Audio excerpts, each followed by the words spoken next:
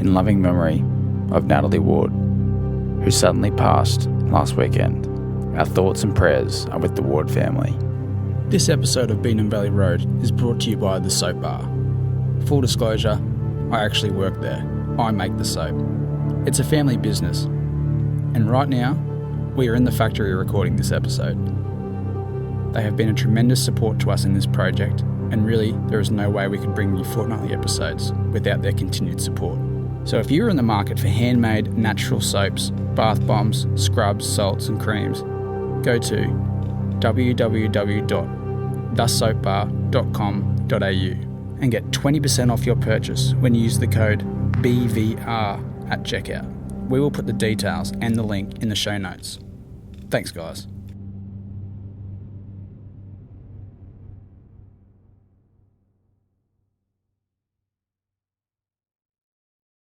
This podcast talks about domestic violence, death. It contains adult themes and coarse language. If you need help or you are affected by such issues, you can contact your nearest help centre. Lifeline is 131114 or DV Connect 1800 811 811. Discretion is advised.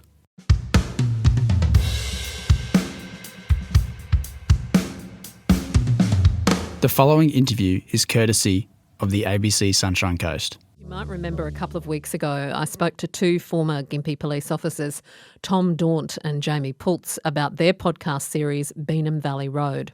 Now, it centres on the suspicious death of Wolvi woman Kirra McLaughlin. Kirra sustained serious injuries at her property in July 2014 and later passed away in hospital. Those injuries included serious head trauma and more than 100 bruises documented on her body. Despite her death being deemed suspicious, no charges have ever been laid against anyone. Kirra's family have been calling for an inquest into her death ever since, and that call has now been heard. Peter Boyce is the Sunshine Coast lawyer representing Kirra's family. I spoke with Peter Boyce just a short time ago and asked him how Kirra's family is feeling at this news that a coronial inquest into her death has been granted. Good morning. They are very happy that some action and some positive steps are now going to be taken in terms of a full inquiry as to the cause of death, which has been their main aim since she unfortunately passed on. Peter, I know that the Courier Mail has been investigating and running stories on Kirra's death in its true crime series, and just recently, as I mentioned, a couple of former police officers speaking to me about their true crime podcast, Beenham Valley Road, which again looks at what may have happened there around the investigation into Kirra's death. How much do you think those different elements, how much difference has that made in terms of now an inquest being called for?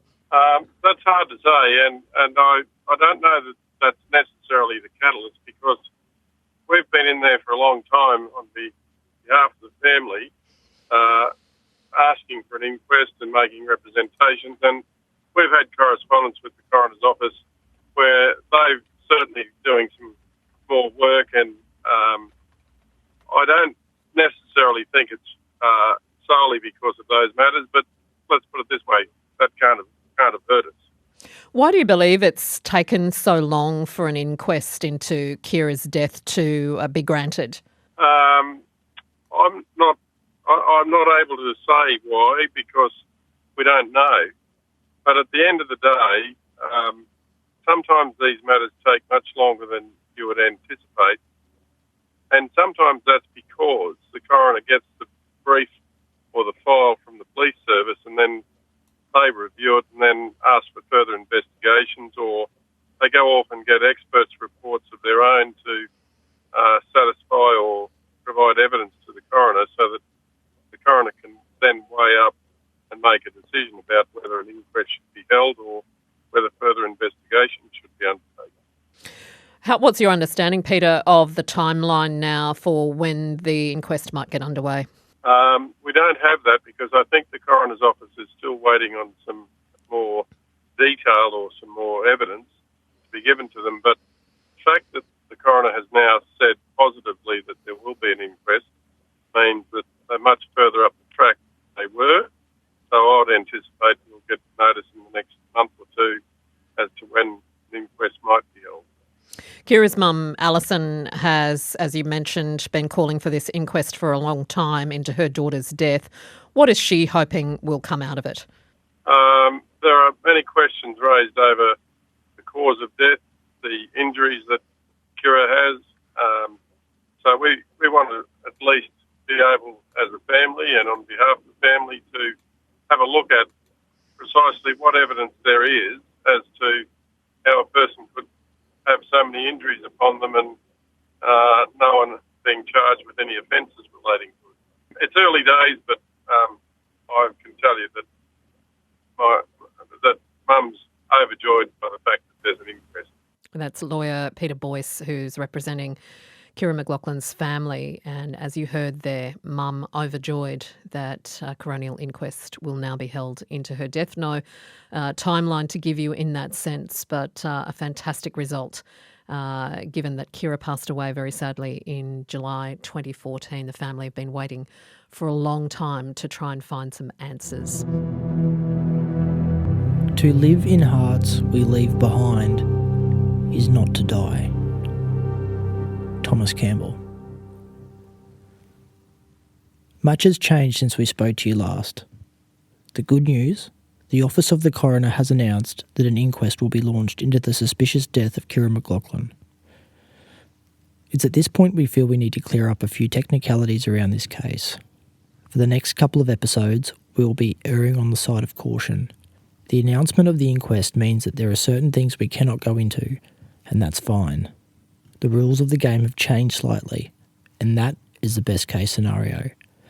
Because now that the Office of the Coroner has confirmed an inquest will be held, it is up to the professionals to do their duty and get to the bottom of this case once and for all. Jamie and I have been somewhat selfish in our endeavours to tell you this story. If you have listened to our other episodes of this series, or kept up to date with our blogs, you would know by now that we both left the police much different people to when we first were sworn in. Being given the opportunity to tell this story on behalf of Kirra's family has provided a certain closure for us. And now that the proceedings have commenced to officially understand the cause of Kirra's death, our faith in the power of advocacy has been somewhat restored. There are a few technicalities that we need to clarify before moving forward. This surrounds a somewhat cold, yet necessary administration that is involved in someone's death. In Queensland, Australia, someone does not necessarily have to be charged for a matter to be finalised.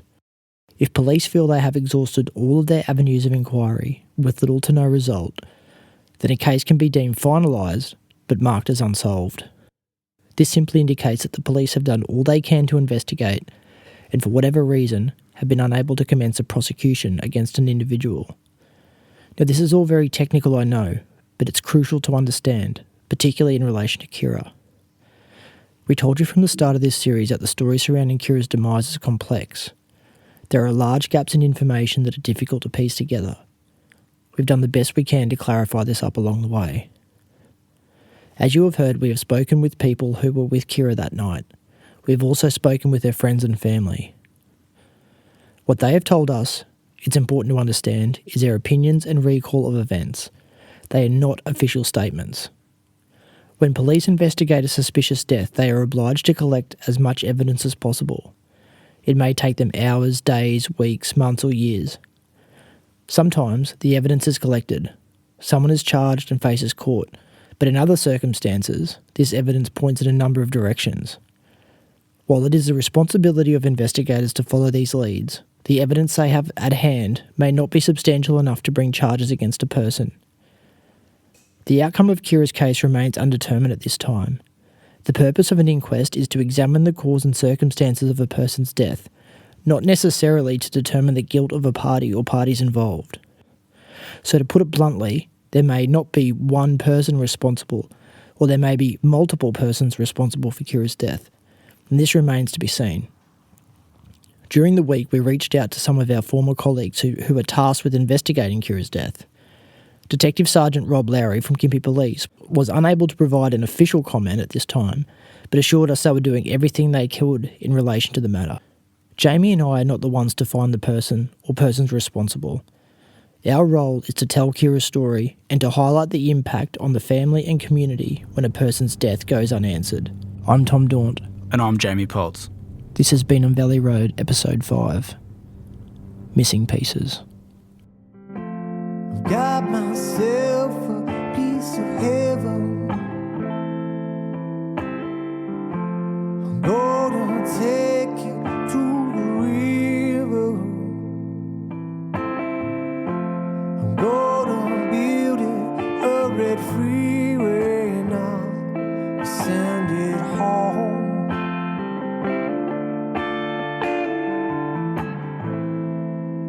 As Tom said before, this story has always been about a forgotten death, but the next two people certainly haven't forgotten about it.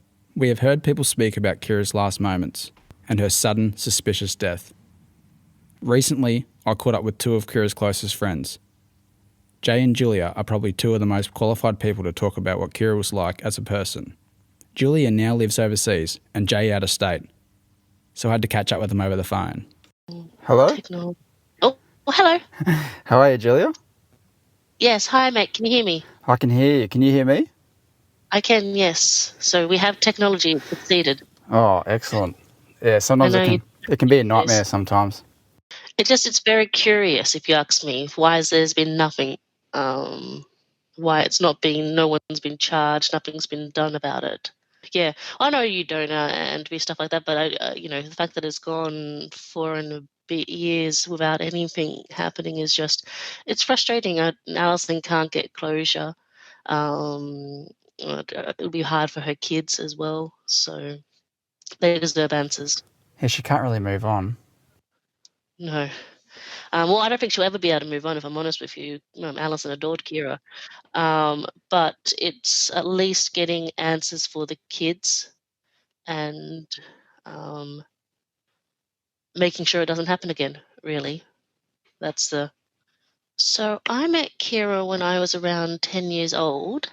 I was in Scouts, and she was also in Scouts. She was in East Gosford Cub Group, and I was in Bensville Cub Group. And we went to gang show together. It was a big gang show, was a scouting and guiding musical. And we went to it, and I ran into her, and she was just this warm, bubbly 10-year-old that just introduced herself and said, "Hi, my name's Kira. I believe we're going to," and at that stage, we would say that we're going to move to the area as well. So we were relocating. She's like, "I believe we're going to get to know each other. You're going to be in my cub group." And she was just one of these people that went out of her way to make me feel special and welcomed. And I remember that even now from, 20 years ago. So, that was wonderful. And then we ended up being at school together as well. So I'm in the same school and in the same cub group as well. And she had her own group of friends and I had my own group of friends, but she always looked out for me. She always made sure that I was okay. She was very protective, which was always something very sweet. So that was in year 5.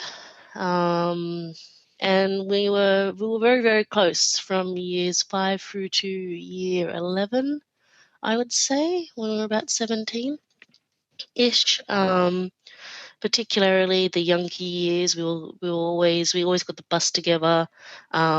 We did sleepovers, all the general kids sort of stuff that you would do. She was always warm. I never knew anyone that didn't like her. Some people were a little bit intimidated by her, but that's just because she wore her heart on her sleeve. So she was always out there, always talking, always very loud. That often got her in trouble with the teachers. But she always stuck up for anyone that she thought was being unfairly. Hello, are you there? Yeah, I'm here. Sorry. Okay, cool. So my computer just went dark. Oh. Sorry. She always stuck up for everyone, regardless of she always went against the class bullies and stuck up against them and wasn't afraid to tell them off. So she was lovely like that. Yeah, so that was at East Gosford. So we went to East Gosford Primary School together, and then we went to Erina High School, and then she ended up going to Greenpoint Christian.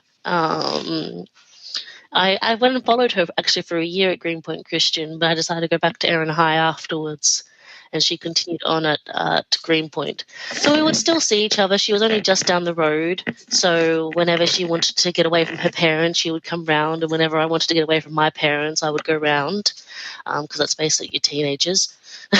So you always want to get away from your parents at some time. So we were only about a 15-minute walk from each other. So that was always lovely. But our relationship had many different variations over the years. Of best friend, we dated a little bit in our earlier sort of teens, and then... That's Jay. He now lives in New South Wales and was one of Kira's best friends during high school. It became like a brother-sister family. Like, I was very much a part of her family. And still am very much. She was a very caring, very giving person. She was one of a kind, that girl. One of a kind. Yeah, definitely. No, as I said, as I was saying before, that you go, the podcast, it's been great. It's been great and enlightening for everything that's needed to come out.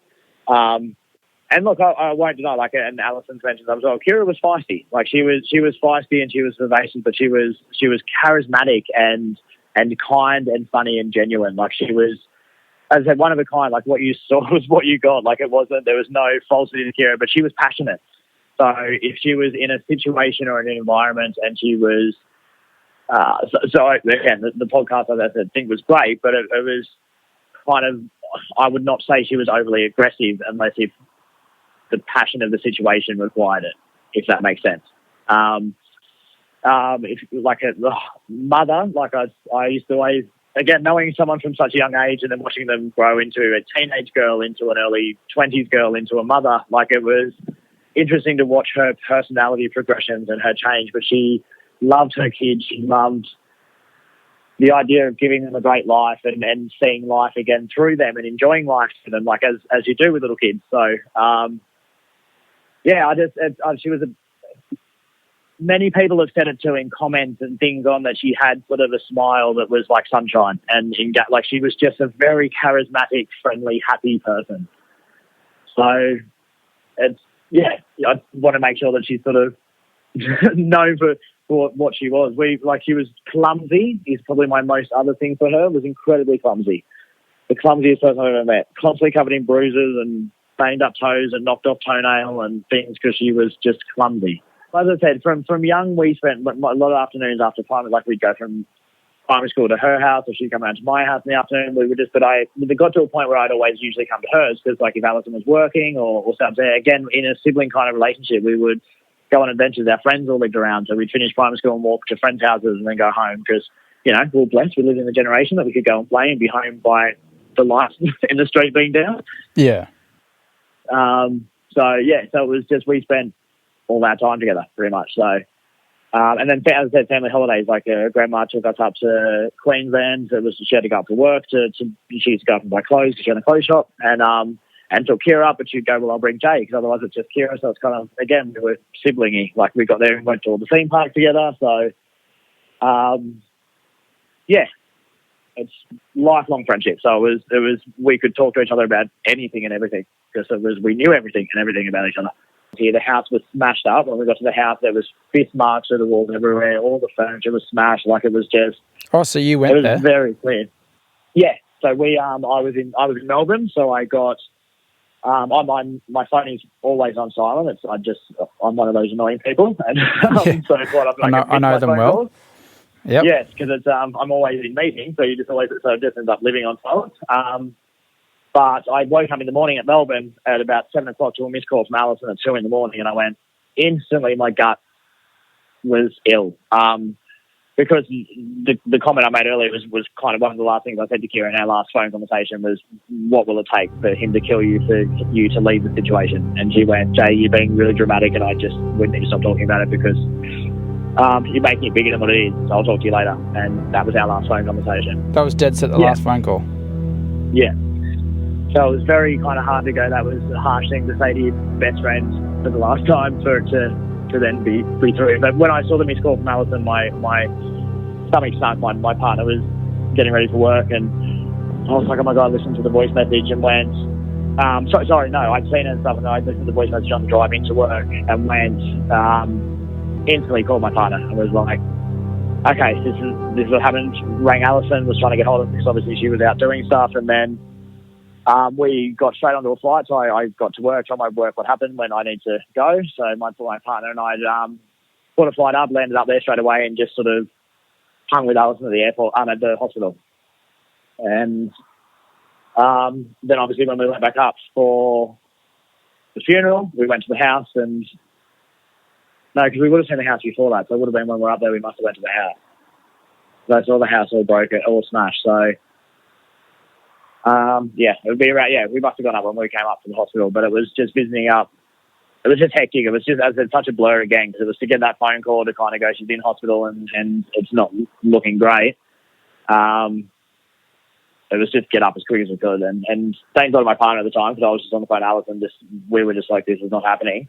And he had completely organised flights and got everything sorted and met me at the airport, and it was just all sorted. We jumped on and went up. So it was just like punch holes all through the walls. Like it was just punch hole marks, red paint all through everywhere. Like it was just bits of red paint everywhere, which was just off-putting because it was obviously kind of remnants of something else. So it just kind of had a kind of eerie feel to see such a, like, Kira always kept a nice house. She wasn't the tiniest person. She never was from a young age. And 4 kids is a bit of a handful, but it was it was kept very well for pretty much single mum with the 4 kids. But it was just to see it kind of smashed and damaged and paint and things. It had an eerie kind of feel, like a really horrible feel to it. Did you see Kirra at the hospital? I did, yeah. So we stayed at the hospital for the whole time. So I was there with Alison. Again, being nearly like family, I think Alison would easily refer to me as her son in a degree. So we were just there for the whole time. So I sat next to her. Same boat as I think Alison mentioned in hers. We'd have our own little times and sit there and chat with her, because Alison had told us as well that essentially her nursing background and stuff, that if she can still potentially hear us. So it was good times to just kind of sit around with her and kind of chat, if that makes sense. But also sad to see her laying there with a bruised, smashed up face, and like it was bizarre and surreal. It was, as I said, it all just kind of happened. None of us really slept. It was just kind of standing around just talking, going, this is surreal. Like, this is not happening. And kind of expecting that she's going to wake up. Like, we're just going, okay, something will happen and she'll come out. But so you didn't think she was gonna die? No, it was very clear. And Alison, again, nursing background, it was told to us that that was what was happening. She was completely brain dead. So it's just that it hadn't sunk in that more sense of going, this can't be happening. She's got 4 kids, and the kids, I think, the kids shouldn't have to live without their mum, and she was a good person. And again, not saying that there's bad people who deserve it. Like it's not that. Like, but she was a great person. So it was just someone gone way too soon. It was up to Jay to pass the tragic news on to Kira's extended friendship group. He sent the following text to Julia. And essentially it was the very first message in July 2014. Hi, Julia, very sad news. Kira has passed away. She has separated with her husband and has been seeing someone new for about 9 months. She was brain dead on arrival Thursday afternoon from a serious injury to the back of the head. Was flown to Gold Coast Hospital. We got there yesterday and she has donated her organs to urgent requirement. For the funeral, I personally, and that's one of my biggest regrets, is not making it for the funeral. I should have flown back. I didn't, and I to that day I still regret it. I really wish I'd been there. Well, you were in London. Yeah, I was in London, but I feel horrible that I didn't do it, if I'm honest.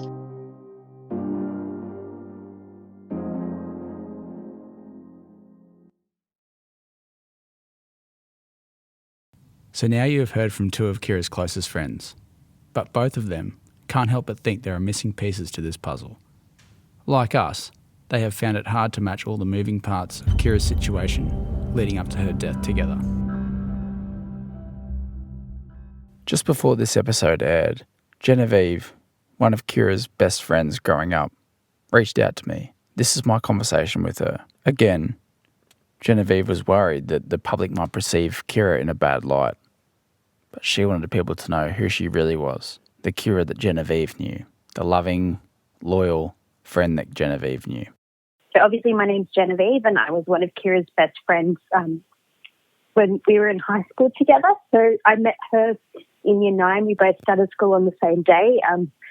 We actually hated each other when we first met each other because I think we were quite alike in some ways, and so we sort of didn't really mesh that well. And I remember her actually coming up to me once and saying, "I don't like you for these reasons," and I turned around and I told her exactly the reasons that I didn't like her too.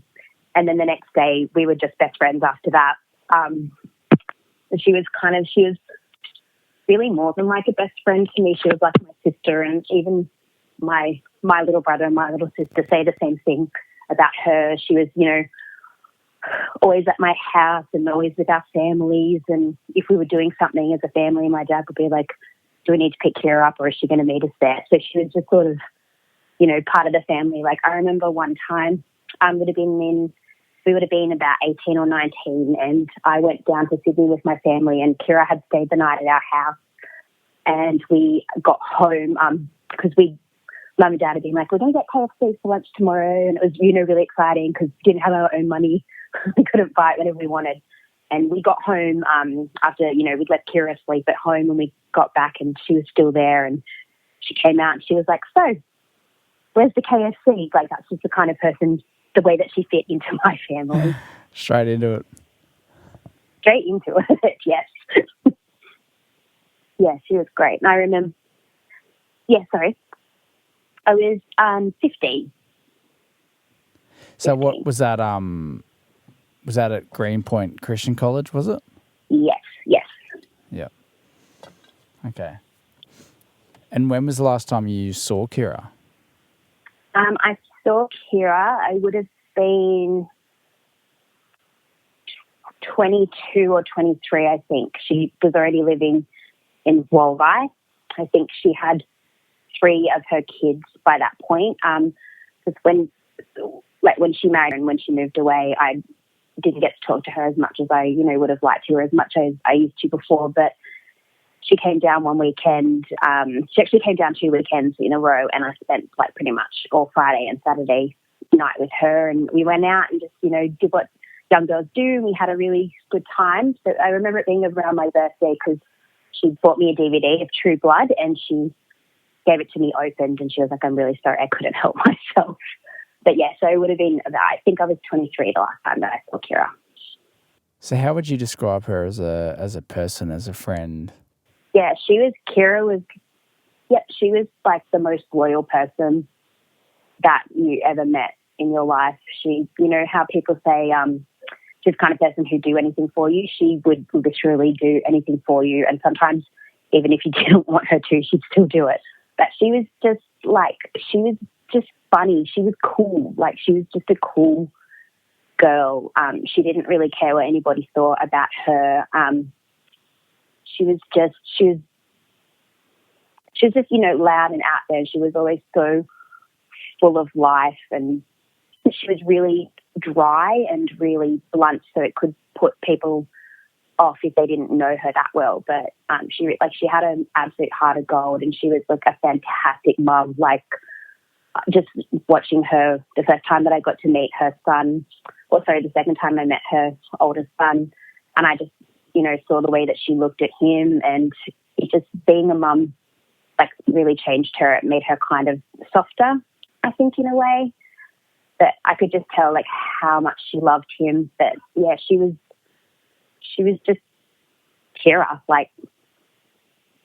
I know it sounds really silly, but it's really hard to put into words what she was, because she was just so many different things, and some of them were good and some of them were bad. But I mean, yeah, Aren't we all? Sorry, yeah, we are. Yeah. We are. I even said, at her memorial service, I was privileged enough to get to speak, and I remember saying that when people die, you tend to focus on the good things and you don't think about the bad parts of them. But with Kirra, she was just so herself that all the good things and the bad things were kind of indistinguishable because she was just never anybody but herself. So you didn't see her for a good 4 or 5 years? Yeah, Is that right? I think 3 or 4 years? Yeah, it was about that. Like I used to, she would call me and we'd, constantly be in touch. I spoke to her about 2 weeks before she passed away. So that was the last time I spoke to her. But, the last time I actually saw her was quite a while before she passed away. And did Kirra ever share with you any hopes or futures or dreams or anything like that with you? Growing up, did she say she wanted to be something or she be wanted somewhere? to be, she wanted to be a firefighter. That was something that she'd always wanted to be. She also, when we were in high school, she wanted to be a mechanic. So she actually, was it year 10, I think, or year 11, she spent one day being an apprentice mechanic. And it didn't last very long, but she wanted to be a mechanic. But then after that, she really wanted to be a firefighter. Yeah, that was her passion. And she always used to say, if she ever wanted to change her name, I don't know why, but she would call herself Jamie P. Sullivan after Sully from Monsters, Inc. So I always thought that was quite a funny little thing about Kirra. She was definitely a character. So is the only reason that you dropped out of contact with her, like physically, I know you spoke to her on the phone, but physically because you were up different states? Yeah, I lived in New South Wales on the Central Coast where we both grew up. And when she moved to Wolvi, that's literally the only reason that I didn't see her. Had you been to her house on Beenham Valley Road? No, I hadn't. I'd heard about it. So she came down to see us and we all went out with my group of school friends and she told us all about it and how excited her and her husband at the time were to buy this house. She said as soon as she walked into the house, into the property, it felt like home, and she was literally so happy and so excited to be living in that place, and she wanted to raise chickens and, start a little farm and have whatever animals she could there. So she said to me that she loved living in Wolvi and that she loved that house. And that's where her life ended too. Yeah. Yes, it is where her life ended. So where were you when you got the phone call, or how did you find out that Kirra had been hurt or died? I was actually at a baby shower for a really good friend of mine.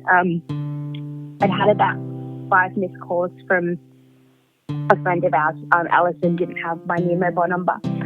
So she called a school friend of ours and I called them back because I thought, it's strange that I have 5 missed calls from this friend. And she said to me, she was like, I've got something to tell you, but where are you? Are you with someone? I said, yeah, I'm at a baby shower. I've got a couple of friends here. And she was like, I can't tell you then. It's not the right time. And I said, no, you called me and I need to know why you called. And I didn't know it was Kirra, but I knew obviously it was something bad. She just said that Kirra was dead. And I didn't really react. I just sort of hung up and I went back into the room where the baby shower was and I sat down and I said to my friend, I have to go. And she said, what's wrong? And I don't really remember this, but she said I stopped breathing for a second and she kind of, she grabbed my hands and she shook me and she said, what's wrong? And I just said, my friend's died.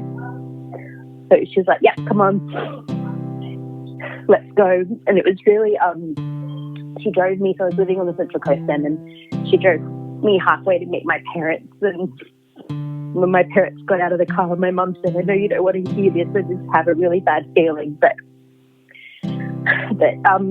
somebody did this to her. I think that somebody hurt her, and then my friend said, I just had this bad feeling that it was her partner, and these were 2 people who didn't know Kirra. My mum knew Kirra, but my friend that I was with, she didn't know Kirra. They both just said, I'm really sorry, I just had this bad feeling. And then the friend that had dropped me off, she actually called me when I got home because it had started, to be stories about an unnamed female in Queensland who'd been beaten to death, and she said, I think that this might be your friend. And then I went to see all my school friends that night. We just, sat around crying and thinking about Kirra, and that's when they told me that is what happened. Because my friend who'd called me to tell me that Kirra died, she didn't want to tell me on the phone because she found it really hard to find the words to say what had happened. It's a horrible story. You hear about it happening, but you don't think that it's going to happen to someone that you love, and especially not someone like Kirra. And someone so young, and someone who's been such a huge part of your life, and that you really loved and that really loved you back. You just, think it's going to happen to you.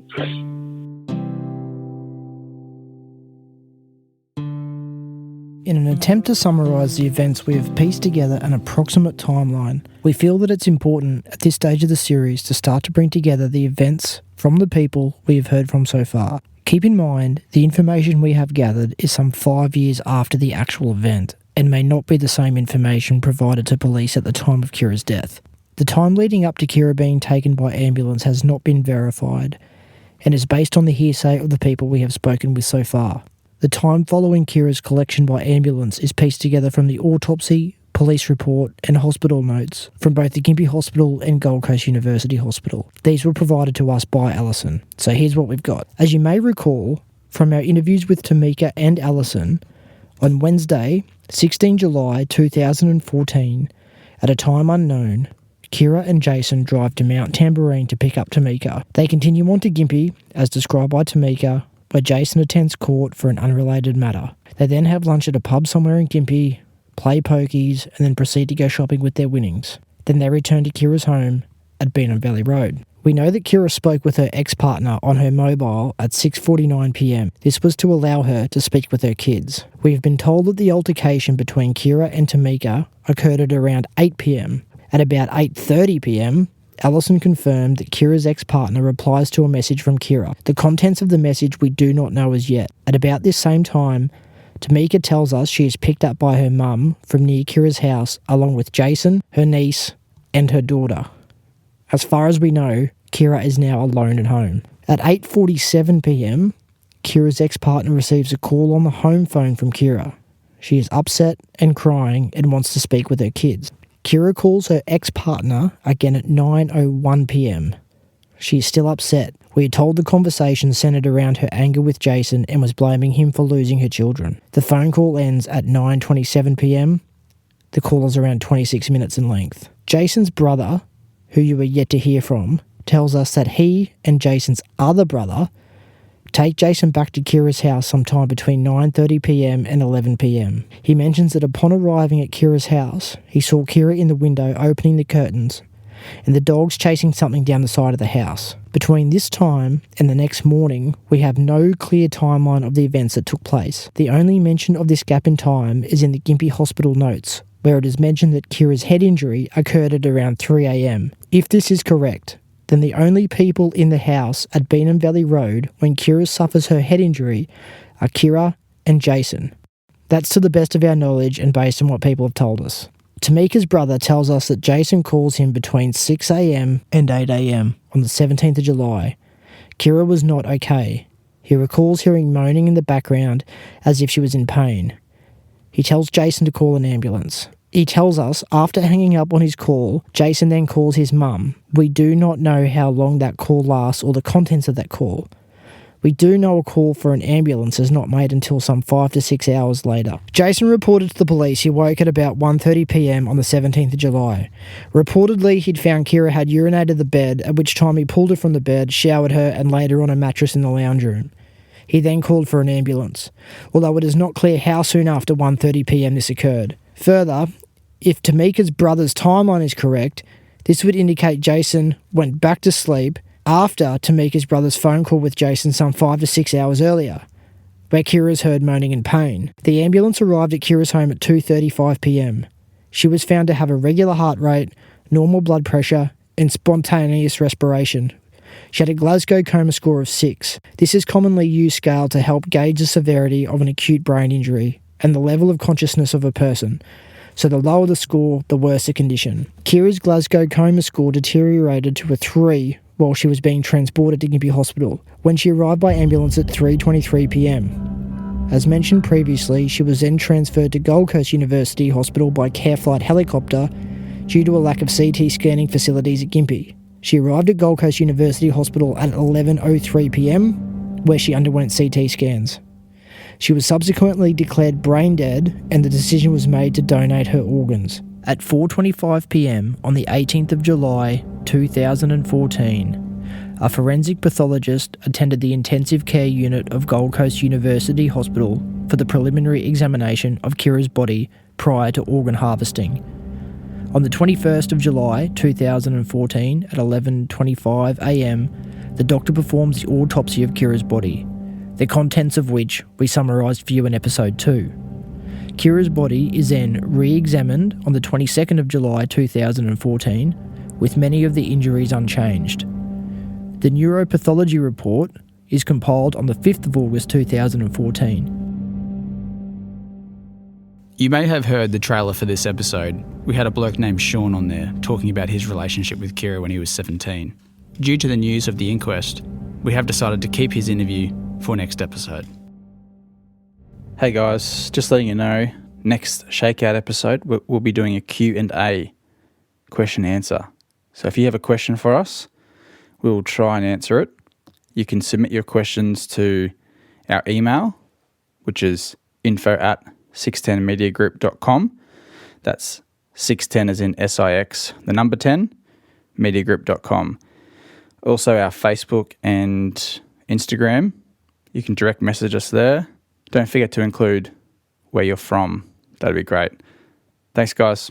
See ya.